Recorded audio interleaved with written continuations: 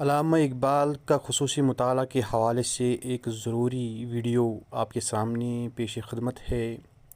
علامہ اقبال کے 4 اردو شاعری مجموعے ہیں۔ پہلا ہے بانگ درا جو 1924 میں، یہ پہلا اردو شعری مجموعہ ہے علامہ اقبال کا، اس کا سن تصنیف ہے 1924۔ اس کے بعد ہے بال جبریل جو 1935 میں، یہ علامہ اقبال کا دوسرا شعری مجموعہ ہے۔ بال جبریل 1935، ضرب کلیم 1936،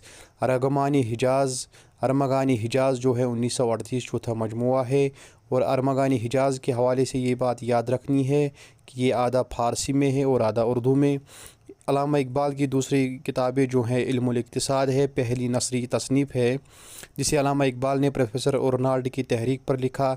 مثنوی اسرار خودی ہے جو آپ نے یورپ سے واپسی آنے کے بعد لکھی۔